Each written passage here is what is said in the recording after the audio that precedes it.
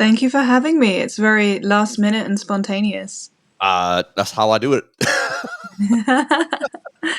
Oh yeah, Tommy sent me your music a while back, and he had mentioned possibly doing an interview with you, and I was like, absolutely. The music is just right up my alley. But as far as doom and your vocals is just amazing. Like it's just huge atmospheric doom metal, and I just love that. Thank you so much. That's really kind of you. I'm glad you like it.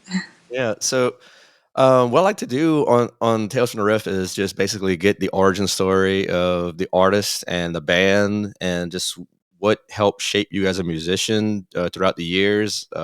What started you along this path of metal and music in general. You can go far as back as as far as you wanted. This episode is completely devoted to you. That's really kind of you. Yeah, I mean, my origin story is basically I was like 14 years old. I was having a rough time at school. I picked up a copy of Kerrang, um, and I read a review for Akakoka and System of a Down. So it was around 2006, and Antichrist had just come out from Akakoka, and I think So did release like Hypnotize Mesmerize. I think it was like Mhm. that year. And I basically started listening to that music and I fell in love with metal. And basically, I met Shem, our current guitarist, at the front row of an Akakoka show. Um, and that's where Lowen formed with me and him. And that was 2016, so about 10 years later.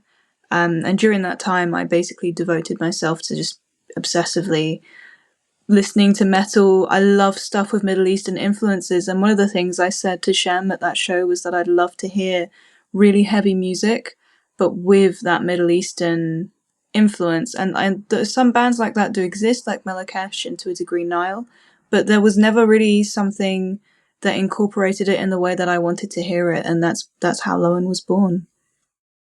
That's really interesting because you're actually the second artist that I've had on the podcast that has ties to the Middle East. My good friend Sino Winter, who has a from the Vastland in Norway.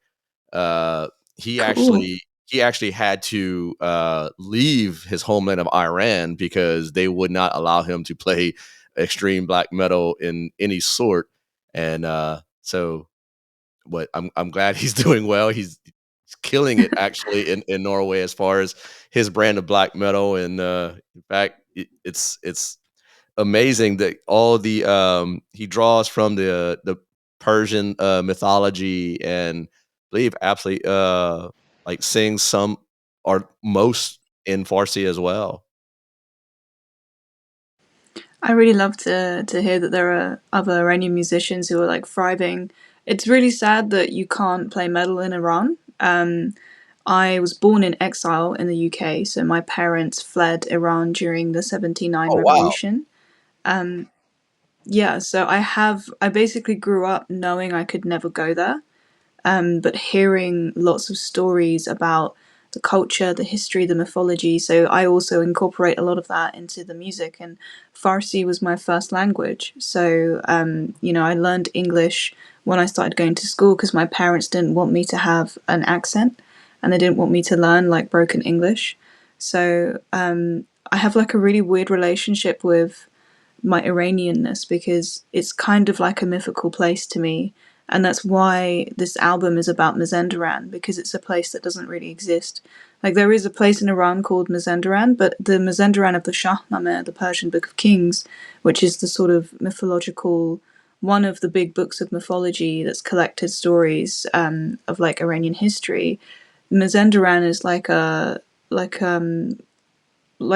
Tirnan Og in like Celtic mythology, or say it's like a or like Valinor Mhm. in Lord of the Rings. It's a place that's unattainable now, and it's a place full of sort of sorcerers and women and freedom, and that to me kind of represents how I feel about Iran. It's this place I'll never be able to go, and yet politically, people are always at war with it. It's always been demonized, and the government is not a good one, but the people of Iran are unfairly targeted, I think. And I certainly experienced, a fair amount of discrimination and bullying. So I never fit in to this country in on a cultural level, and also at home I was being raised with this sort of appreciation of Iran, but like a real traumatic like pattern in everything I heard. It would be beautiful, it was stunning, but then there would be the trauma that my family experienced, torture, imprisonment, having to leave your family at short notice. Like, this has an impact on the way that you grow up as a child, and the way that you have a relationship with your heritage. And that's certainly reflected in the way that I engage with music and art, because I think metal is this community of people who feel like they're at the fringe of whatever culture they exist in, perhaps not all the time, but that's certainly what drew me to it. And I've certainly met a lot of people who I share this feeling of sort of almost estrangement with, where I don't feel like I can really fit myself into any particular place, geographically or culturally. So I love that we have this shared scene, that there's people like your friend, people like us who love to sort of connect with people and hear about their experiences, and like, how people get pulled into this world, because it's so diverse in that respect. Yeah, I couldn't have said it better myself. I mean, everything you said is just basically how I feel about metal and connecting with people, not just in my own community, in my own scene, but just universally. And I love engaging people and hearing their stories, hearing exactly what brought them to a place where they can just connect with metal. Because it's an extreme music that it's not that's not really for the faint of heart. You There has to be some type of catalytics that brings you to want to be drawn into this music. I mean, it's I don't know. It's to me, it's magical. Like what metal can do Yeah. for a person who is going through not just a tough time, but just like you said, just life hits you with so many different ups and downs, and this music is always there for you to just dive into it, lose yourself with it, or escape to it, whatever.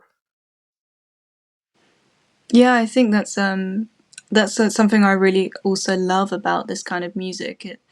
A lot of sort of, not all, there's great popular music, but I think with metal, people aren't afraid to explore things that are traditionally taboo. And I think it's the perfect place to explore like exile, feelings of unbelonging. A lot of what I write about is basically death. I'm pretty morbid in that respect, as most of us are in this scene. And I really like that we can explore the ugly side of humanity and the human condition and celebrate that together, because it is really special to connect with people through music, and that's a huge part of why I do it. I when I was growing up, I would go to gigs so much, and I, it brought me so much joy to see people playing music that's so disgusting and horrible and heavy, and yet within that we see ourselves. It crystallizes so much of the human condition that you can't normally talk about on the street or with a coworker or a stranger, and yet in some basement room in a town you can hang out with like 200-300 people, and connect about these topics, or just being there with people who share one or two things in common. It makes a huge difference to, I think, in a society where we're increasingly feeling more isolated from each other. Yeah, I noticed that too. It just with social media, you just become so well, not just social media, just but like with people's cell phones. I mean, just people just buried in their phones and not really connecting with others and like getting to know people and just like you said earlier, just condemning a whole race of people just judged on what they see in the news. And with the news, you're not getting a full story of the people Yeah. that's going through atrocities like your parents faced. And uh, so I have to put the phone down and engage with others. I mean, I just for my own mental health, you know, and uh, and being that there's so many of us in the scene, I I've come across people that are just so welcoming and inviting into like letting you know like what's going on with their life and how they feel, and I just I mean it's don't see a whole lot of that you know anywhere else. I mean, maybe, you know, if church is one thing or if you know, you're a couple going through counseling or whatever, but, um, just, like, off the cuff, meeting someone, like, telling you about, you know, how they're feeling and doing in their life, and I'll just you know, it's beautiful. Uh, what kinda shows you were going to at age 14? I know you mentioned System of a Down, you mentioned, some others, but what other types of metal you have a passion for? I had pretty diverse taste. Like I had a relatively unusual sort of gateway into metal in that I skipped a lot of new metal, like apart from System. Um, the bands that I got into back then, a lot of them are still my favorite bands. So like Nine Inch Nails, for example, I was a huge Nine Inch Nails fan, and that was one of the first metal shows I went to as well. It was like a huge formative experience for me. I decided at that show that I was going to be involved in music one way or another, and at that point I thought that was just going to be writing about music and, you know, interviewing musicians and stuff because I just wanted to be around musicians. And even though I grew up playing instruments, I never really considered myself as someone who'd be able to play metal. I just didn't see myself fitting in at that point to that degree. Apart from Nine Inch Nails, I loved Electric Wizard and I still do. Manowar. I saw Manowar play the UK after like 20 years away. I traveled to Birmingham with a bunch of friends to see them play. I would go to like 3 or 4 gigs a week for a long time. I go to way less now, but yeah, lots of like, I love doom metal. I love death metal. I still am a huge death metal fan. Same with doom. A little bit of industrial. It was like mainly Nine Inch Nails with that. But yeah, like I'm still like heavily into Opeth and Meshuggah. My first ever band shirt was an Obscene Meshuggah shirt. Nice. Uh, what is it about I mean, Electric Wizard that I don't know, they're just something special. I mean, they just keep putting out record after record that it's real to the, everyday onlooker, I guess, they would say, "Oh, this sounds like, you know, same thing they've put out before," but I mean, to me, it's just kinda like they reinvent themselves every record, but god, what is it about Electric Wizard that drew you in? I think Electric Wizard are a really special band because they embody their own music.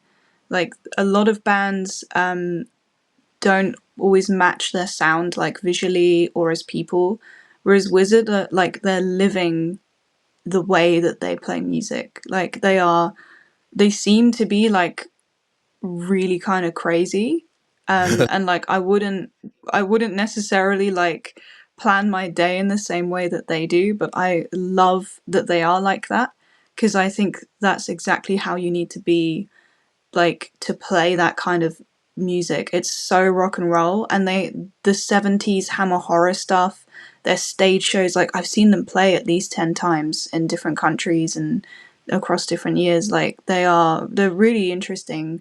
And like I've spoken to them a few times. Like they have such deep knowledge of the era that they, you know, like of the 70s, of the 80s, of the films, even of like, you know, the X-rated stuff that they Right. play while they're performing. It's really interesting, and their grasp of like the way they present their artwork, it's so well curated. Like it was good off the bat. They're just such a gorgeously curated band, and I love that about them. Like they are messy and rock and roll, and they really embody like everything that I'm not in a way. Like I'm not like that at all as a person, and that's just very attractive to me.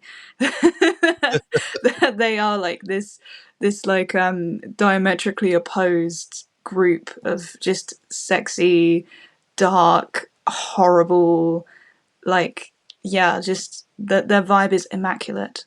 Yeah, they have quite the vibe, that's for sure. I mean, they pulled me in. I mean, I was probably 18, 19 years old when I first heard Electric Wizard, and I want to say it was Funeralopolis that just, I mean, Yeah. that record, it was just so good. And I still blast Barbarian. I mean, at least once a week. I mean, that track is just amazing. Of course, I grew up a huge Conan the Barbarian fan growing up. I mean, it's just one thing I just cannot Yeah. live without. But yeah, I love Wizard Man. Um, you mentioned well a little bit ago that you actually play instruments. What type of instruments did you grow up playing? So my first instrument was piano. I started playing when I was 3. Then violin when I was 6, Oh saxophone when I wow. was 7. I play a few folk instruments. I love like picking up instruments and just my parents were like very strict, so I had to do a lot of extracurricular activities growing up, especially music. But it's the kind of thing where like it's kind of ironic. Like your parents love that you play music until you're about a teenager, and then they're like, "No, wait, you need to stop now." They don't want you to necessarily become like a dirty musician that is playing like club shows on the weekend. So yeah, it was quite funny, really. Um, yeah, like I love playing music. I was in like choir and jazz band and a string quartet and an orchestra. But like I wouldn't sing when I was in the choir. I thought I had like a terrible voice, and I never really sang until the band formed. Like originally, I was going to be the bassist of Lowen Hmm. because I just didn't occur to me that I could sing. And then Shem basically, I sang over a demo when we were writing the first album, and I sent it to Shem, and he was like, "You're going to be the singer of the band," and I was like, "What do you mean?" And yeah. Your voice is beautiful, and it just carries over all the instruments in the production. I mean, it's wow. Thank you. It took a Yeah. while for me to get to that point. In the beginning, I was like, how do you even sing over instruments? How do you even sing? I got a few lessons. I had some really good music lessons from a few different teachers, and that helped a lot. If I hadn't done that, I would have just ruined my voice. Mhm. Yeah. Um,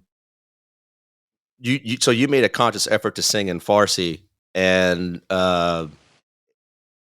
for someone who hasn't even have any idea what this sounds like, you just need to check out the latest any of the Lowen albums and just hear Nita just belt out Farsi in the most angelic, beautiful way over crushing riffs. As far as the riffs are concerned, I mean, do you have a part of that too, or is it just Shim doing his thing? It's mostly Shem. Sometimes I will get involved and I'll be like, maybe try it this way, maybe try it that way. I'm mostly involved in the structuring of the songs. So I really like being a bit nerdy about transitions and like structuring and putting in like, unusual breaks here and there. I really like to be quite playful with the songwriting and also to have quite diverse stuff. We've grown a lot since our first album. This album is like very much more death metal influenced. I really wanted to bring in like the coroner bolt thrower influence that I draw from a lot on this album in terms of the writing. And like we're already starting to think about the third album, and that's going to have like some more industrial, some more synth things like that. So yeah, I'm like the bigger picture writer, and then Shem is the riff master. He's Uh-huh. like really good at like executing these like really groovy, hooky, bolt throwery riffs and stuff, which I love. Yeah, I was listening to which I mean, forgive me, I'm terrible with Najang. You can help me out. Najang Bodhivhaya Maz Andaran. Yes, that track right there, I mean, it's got some real chuggy riffs into it, and I was like, "Wow, this is." I mean, it's so much more than just doom metal, and that's what I love about it. And I love groups and bands that just kind of throw in the whole like melting pot of metal, the whole spectrum into their songwriting. I'm really glad you like it. Yeah, we have a lot of different influences, and I basically gave Shem like a crash course education in Iranian music as well. And we've we've like seen, so I have an interest in ancient music too, so I've like studied with ethnomusicologists about like singing in Sumerian and Akkadian and ancient languages and their music systems and how that relates to the Middle Eastern music system, which is different to the Western one because you've got like additional tones. You've got like a bunch of different ways of structuring rhythms and stuff too. So we try to put a bit of that into this album as well, and that definitely I think influenced the way that Shem wrote some of the riffs. So like some of the like non-death metal bands will be like Homayun Shajarian, Gugush, Freydun Fururi, or people like this who you probably will never listen to or hear of, but they that mixed in with like the death metal influence and the prog influence, all this stuff, it creates like a slightly different sound to perhaps what some people are used to.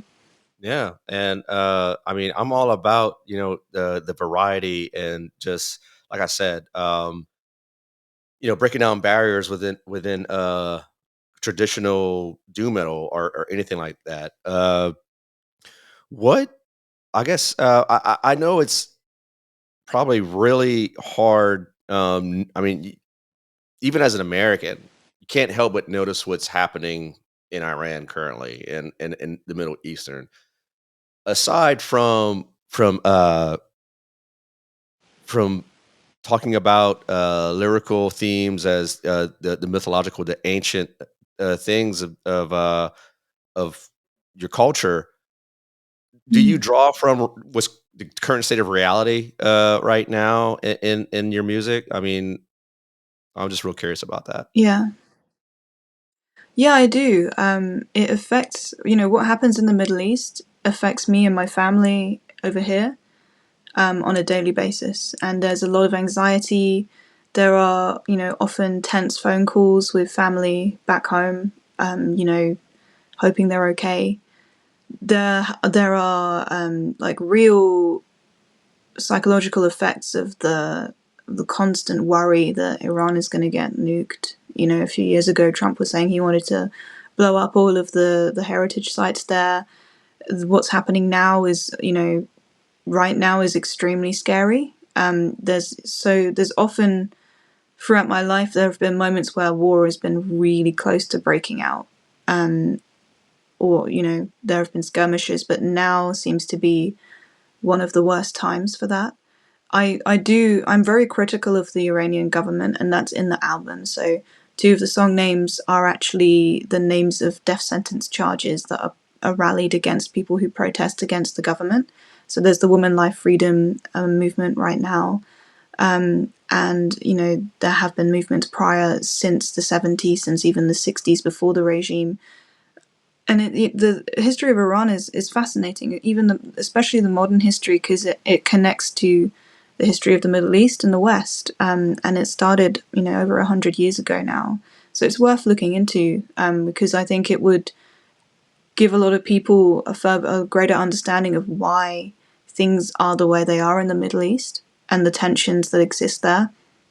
And it's tragic, really. The normal everyday people of every country that's involved are not to blame for anything that's happening, and yet they are the people that get the brunt of the violence and the brunt of the displacement, and then the segregation when they try and move to a different country and they're rejected by the populace. And it's not the fault of everyday people. It's just a few people at the top playing chess with human lives, and that is something I absolutely do incorporate into my art, because I feel that on a daily basis, and that does contribute to a level of the sort of distance and isolation that I feel when, like, say I go into work and I'm worried that my uncles and aunties and cousins are going to get nuked that day because something goes wrong on in the one government in the West. And like, I can't exactly explain that to a coworker as to why I'm just a bit quieter than normal.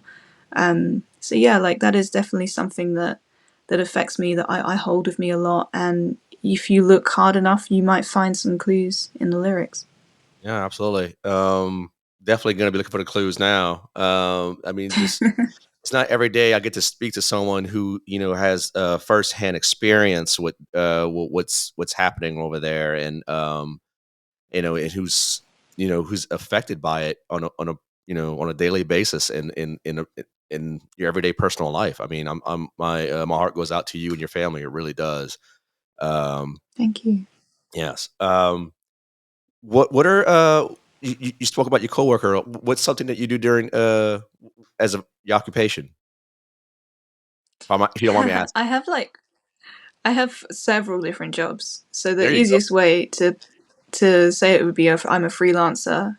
Like I make jewelry, so I'm often doing commissions for that. I do a little bit of like sort of acting work as and when, and I have like some more corporate style freelance jobs, but I basically am just constantly working. I don't have any days off, and then like 24/7, I'm thinking about the band, and I'm like sorting that out because I deal with like the management and the social media and all this kind of thing, which I really enjoy. Like I like being busy; it takes my mind off things. So yeah, that's what I'm doing.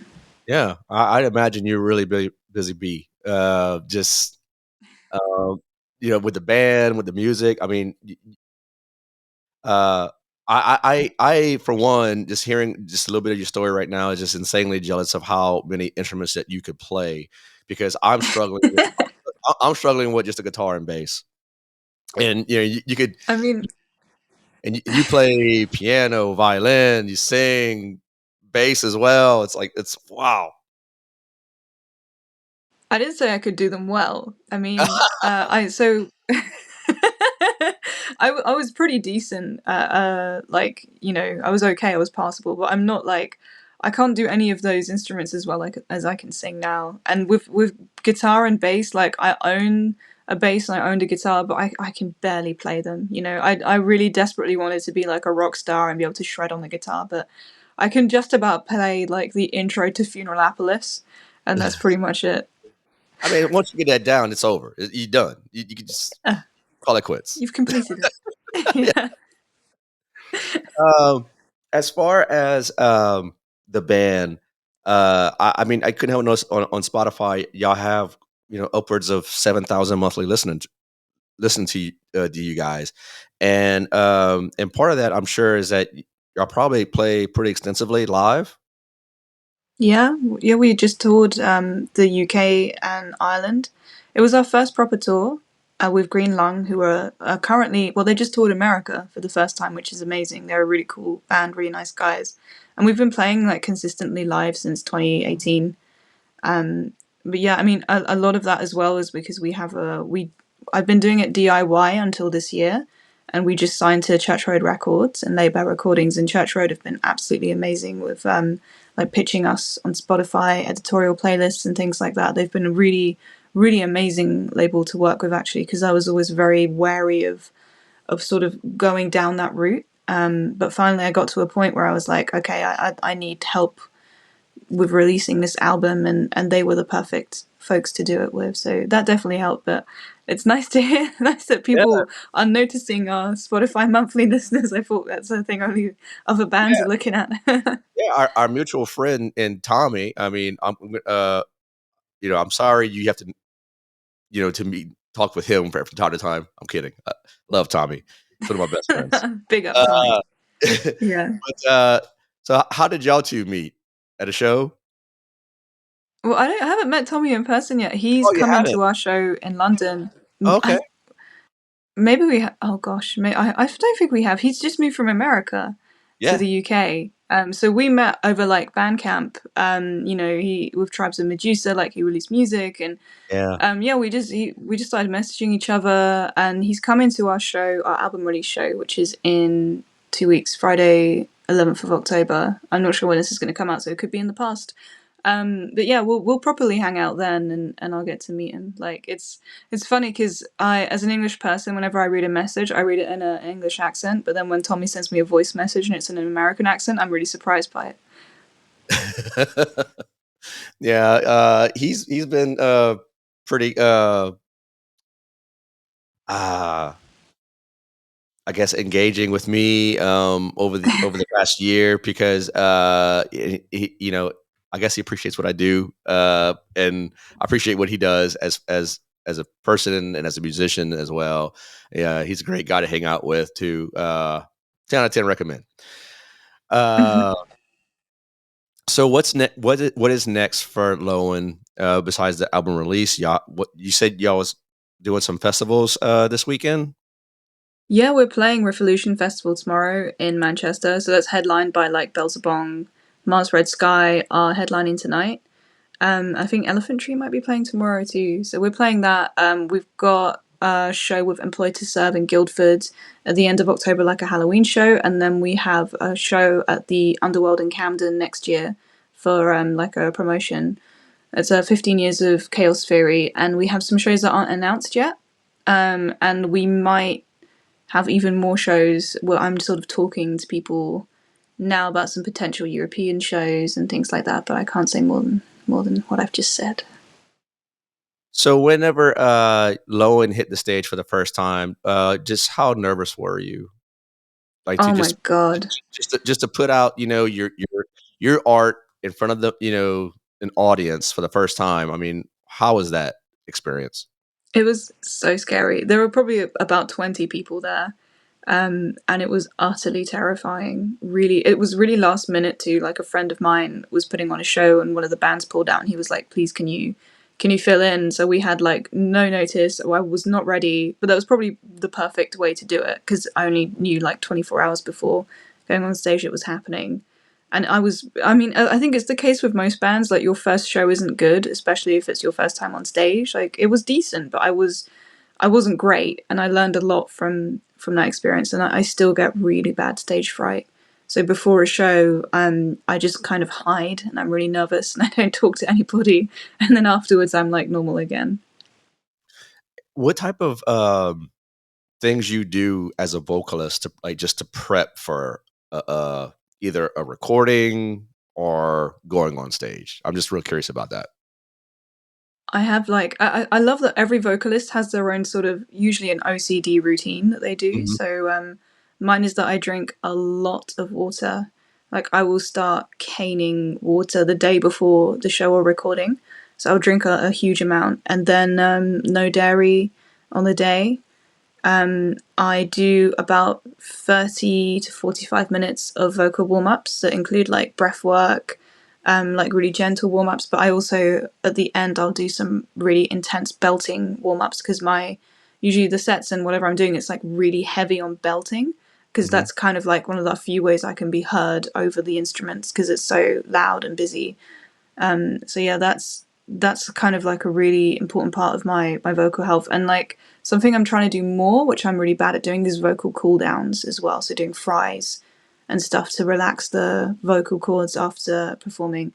That's a really important thing that I always forget because I'm so like after the show I run straight to the merch table and deal with the merch normally. So and then it's like just hectic until you're back home and you pass out and you haven't had the chance to do it properly. Yeah. Yeah. I can imagine, because the voice and an instrument, you, I mean, you have to treat it the same. You have to, have proper maintenance and all that good stuff. So I'm just real curious. Excuse me. I'm It's okay. I'm feeling kind of under the weather myself today. Oh, Yeah. oh no. It's That's just bad sinuses, just bad sinus oh congestion. no. I'm in South Louisiana in the States over here, and Oh, we're entering our I guess we call it fake fall because the leaves are dying, but it's still hot and humid, all that stuff, and the pollen's just whipping around. So yeah, oh it's no. terrible. Oh no. I hope your sinuses get some rest soon. That's a vocalist's nightmare is any form of sinus blockaging. Oh yeah, I bet. So as far as like, I mean, just the songs that I've heard from Lowen, where I mean, you just have this clear, clean singing throughout the tracks. Or is there any hopes or maybe any tracks? Maybe I didn't hear the right tracks, but do you ever like experiment with your voice and do things like guttural, vocals, something to from the whole bolt thrower type of range, I suppose. My dream would be to be able to do gutturals like Anti Bowman from Demolish. but I don't think that's going to happen anytime soon. To do gutturals, I want to do gutturals at some point. Honestly, like I would love to be able to scream. I just haven't had the chance to really learn yet, and I know I should just put on a YouTube video and do it. But I kind of want to make sure that I protect my voice. I'm really paranoid about like doing damage to my cleans if I do the gutturals wrong. But I do love the idea of actually blending cleans with gutturals and doing it like very minimally so that I can just shock people and then go back to singing how I was originally. So hopefully maybe at album 3 or 4 you might hit something. Who knows? That'd be pretty cool. I mean, I'm definitely going to be following y'all and see and just seeing the transition into that. Definitely. So lately, what have you been listening to? What's keeping your I guess your creative juices flowing as far as like what you're drawing inspiration from? That's a good question. I'm a huge fan of Dax Riggs, so he's kind of been, Really? yeah, he's the best. Wow. Wow. Yeah, Dead Boy and the Elephant Man, his solo stuff, Agents of Oblivion, Acid Bath, obviously. Like his whole discography is just genius.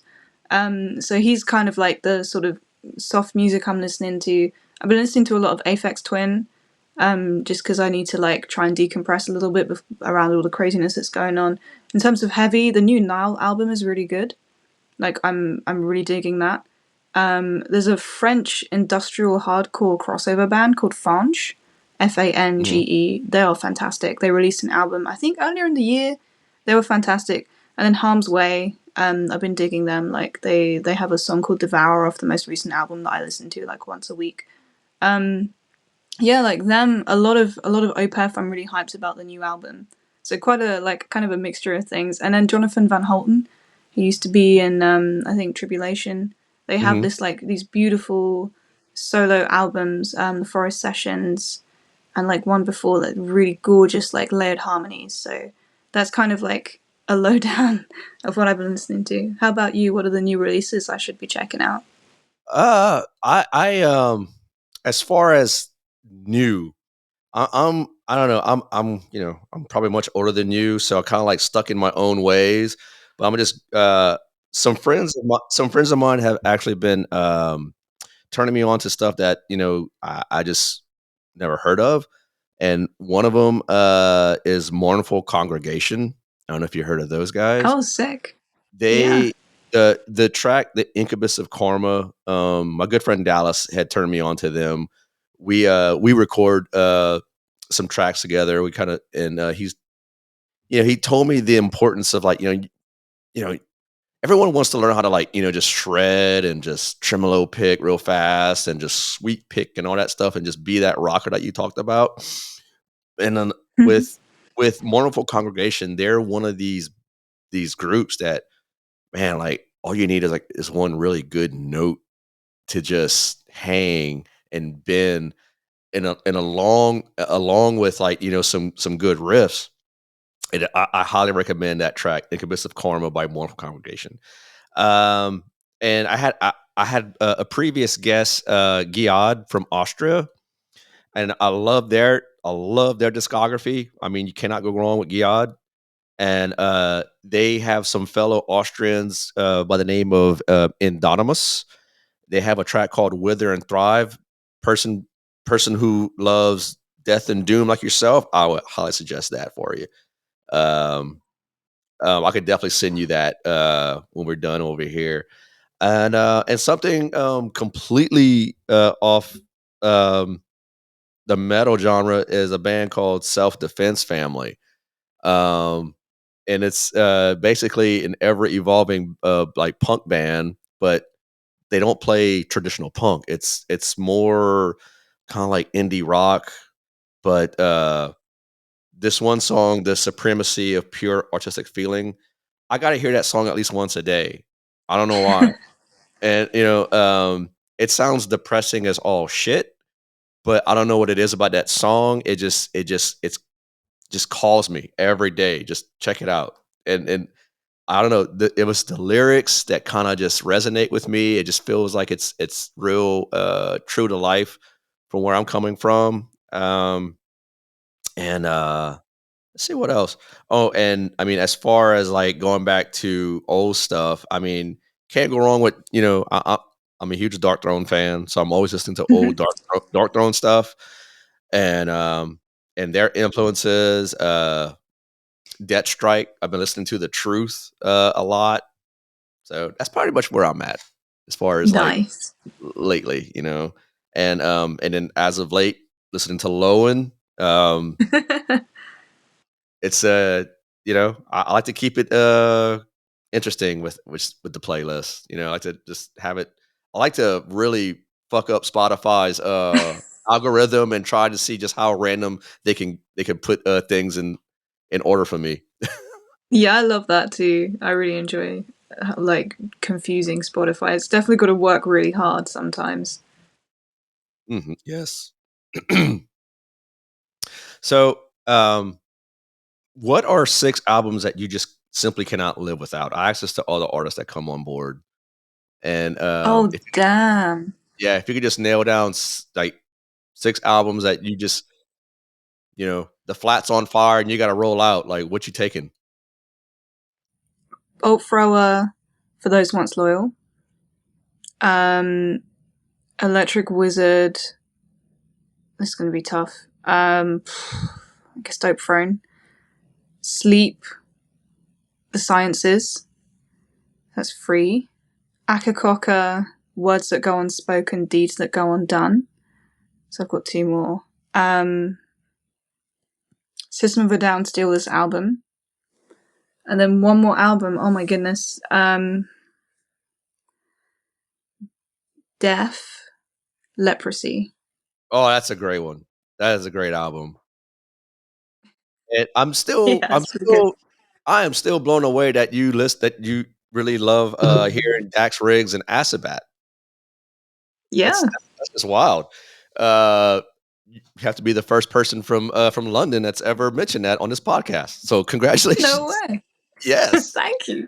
I mean, there's a lot of local people, like a lot of local people from Louisiana, where I'm from, that just we like Asabat's like Jesus over here. Uh, because and Sammy's Dewey, the guitar player, he's a really good friend of mine. Cool. Now in Goatwhore. So yeah, that's great.